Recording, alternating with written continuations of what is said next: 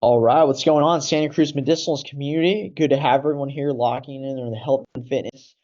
I'll be teaching you guys today on maximizing your joint health and your mobility.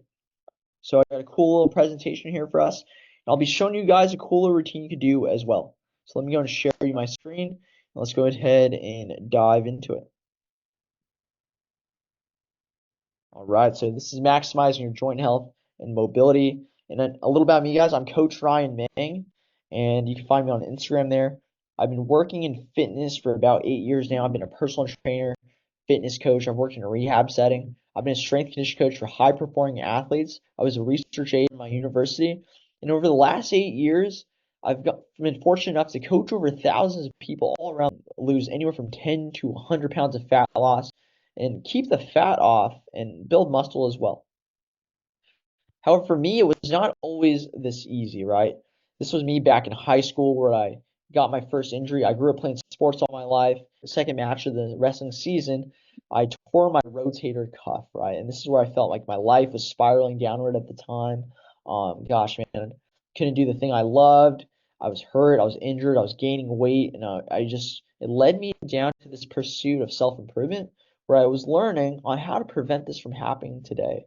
So fast forward to today, I've been able to lift heavy and build some elite strength. This is a double bodyweight bench press, and most importantly, pain-free from doing this.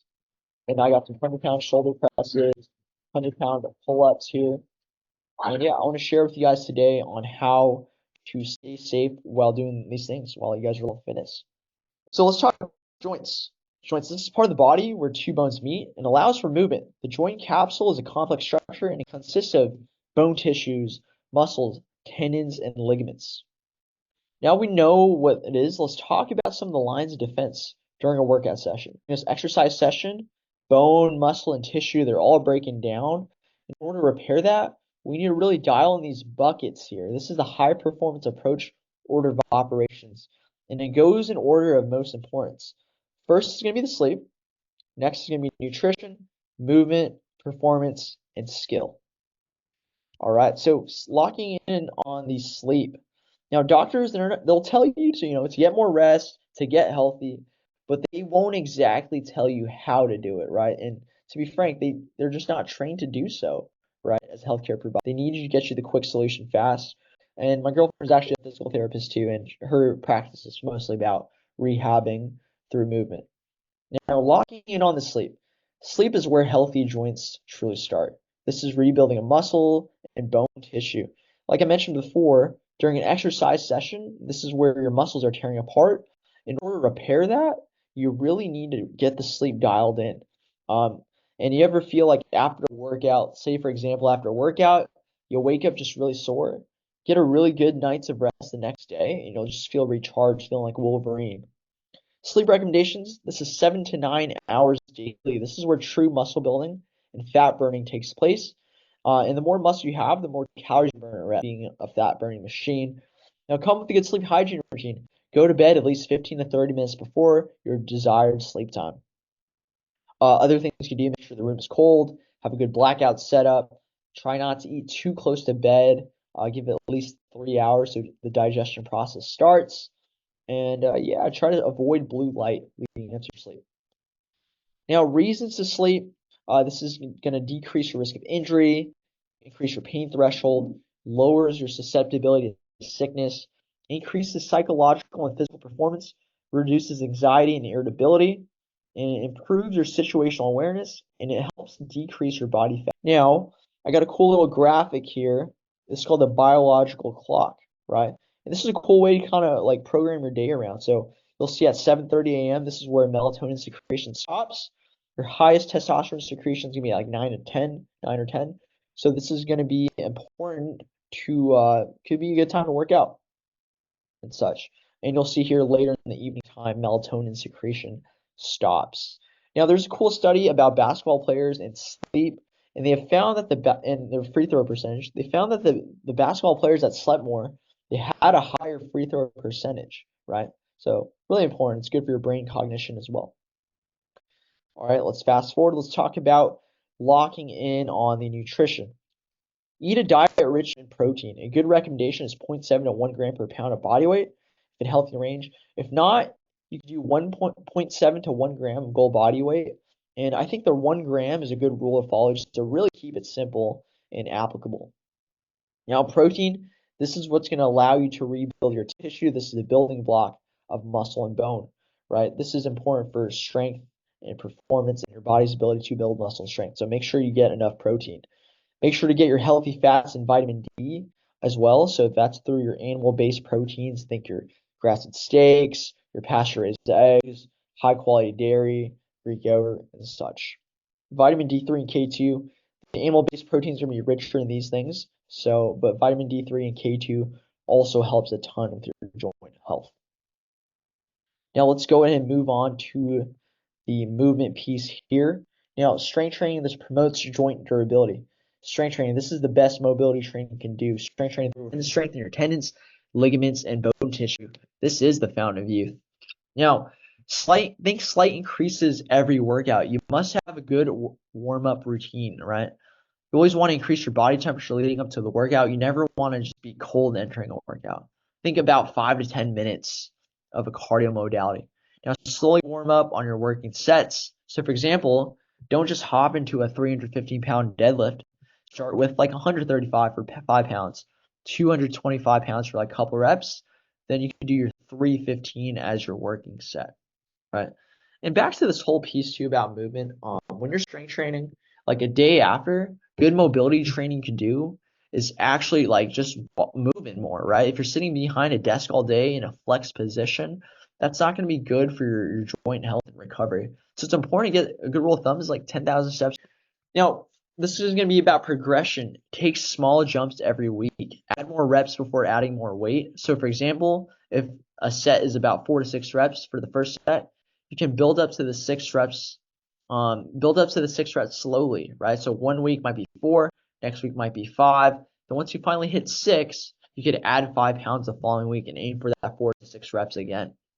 Progression, it's not only monitored in the form of adding weights and reps, it's also the mastery of technique. Exercises, they should not hurt or feel funky in the joints. Really, this is a good important thought here. Use pain as a guide. So, for example, if dumbbell benching is hurting you, it's hurting, it's feeling funky and uncomfortable, try barbell. And if not, if that still doesn't work, try machine, right? Just find a different movement pattern that does not cause any pain, right? But also getting a form check by a professional can really help too. Now, tempo, velocity, and cadence, these are other ways to get more out of less weight. So think like your speed work, your pauses at the bottom, things like that to help you with stability and technique as well. Now to this point, back to the mobility side of things, a complete strength training program should cover all bases: pushes, pulls, lunge, hinge, squat, gait, rotation, and anti-rotation. And if you're training through a full range of motion, that's really great for your mobility at the right frequency. So, all right, so let's talk mobility. The best mobility training you can do is strength training through a full range of motion. However, having a specific mobility routine prior to lifting is important to incorporate for full range of motion joints and preventing stiffness. If you don't use it, you lose it. So more likelihood of injury if you skip out on a mobility routine, right? Even like I mentioned before, walking like after a training session, the worst thing you do for your recovery is just like sit down all day. So it's important to like move your body. A good rule of thumb is like 10,000 steps. This is going to be good active recovery. Alrighty guys, so let's go ahead and dive into the exercise. Alright guys, so I'm going to show you a good full body routine that you can do. First, you want to grab yourself like a set of resistance bands on Amazon. It's like $10. But this is a good warm up for your upper body to really like fire up your rear delts and your scapula. It's called the band pull apart. So grab the band right here and really think about squeezing your shoulder blades together. This is a good warm up for like your presses, your heavy bench presses, shoulder presses, and chin-ups. You really want to fire up that backside here.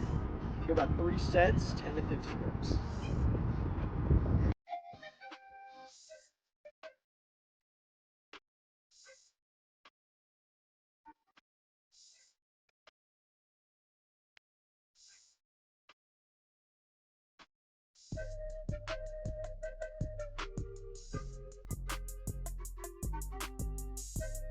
Next one I'm going to show you is a cobra push-up. This one's good for your elbows and your low back. And this one has really helped me a lot with elbow tendonitis in the past. So a couple of notes I'm looking for: push-up position here. And I really want to press there. Think about stable elbows, elbows tight. Think about like 45 degrees when I'm doing this. This is a really good upper body warm up as well. You can go about 3 sets, 10 to 15 reps as well.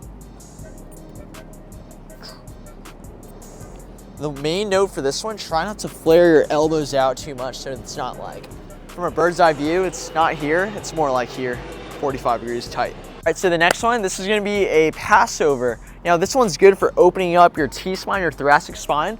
As people, we sit down a lot, right? Just sitting down, driving, being a student. So it's important to really open that up as well. So this is how you're gonna do it. You're gonna lie down, you want your feet about 90 degrees. And I wanna bring my hands overhead and I wanna hang out in this back position. And I want my belly to rise and coming back up top here. And you, again, 3 sets, 10 to 15. This is a good upper body warm up you can do as well. Now, once you get really good, you can start doing it with the light weight as well. So here, feet up, and rise. Ooh, big stretch, coming back. Try not to lift your head off and you should be able to progress to overhead here. Boom, just like so. It's gonna really open up your mid back. We got the side plank clamshells next. You're gonna wanna get one of these like booty bands. You're gonna have it around mid thigh. And this is used to really fire up the deep muscles of the glutes. So you can have it up here. Hold my heels together, rise up, and think about turning my foot here. This has really helped me in the past with sciatica. And yeah. Boom, it really gets some core activation there too. So, all right, so next one I'm gonna show you is the kettlebell hip opener. You're gonna start here, one knee down. Keep your hips squared. You wanna think about leaning into that knees over toes position and use that weight of the kettlebell to kind of lean forward there. Really open up the hips. You hit this for a couple sets up to like 30 seconds. The next one I'm gonna show you is the pigeon stretch. Pigeon stretch, cross my lead leg over and it's gonna really stretch my glutes here and open up my hips. You start here. If you can't, then it gets really good. You can go here on your elbows. It's a little bit more intense. Now, if you can't do that, you can do it on an elevated surface. So,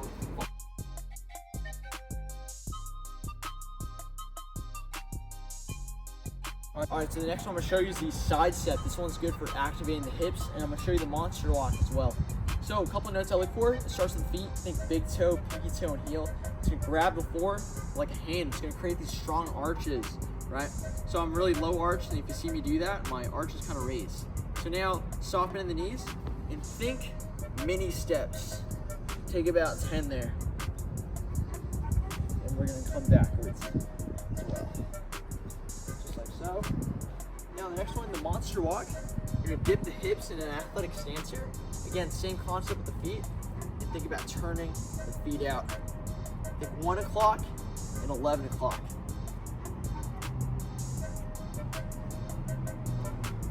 Boom, come backwards.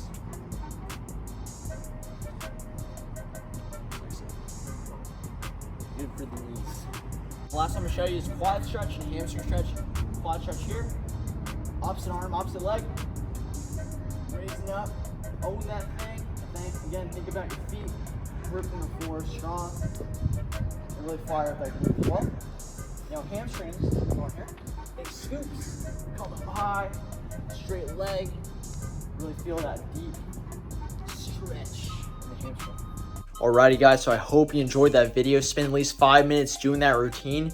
Keep staying locked in on the health and fitness. Let's go.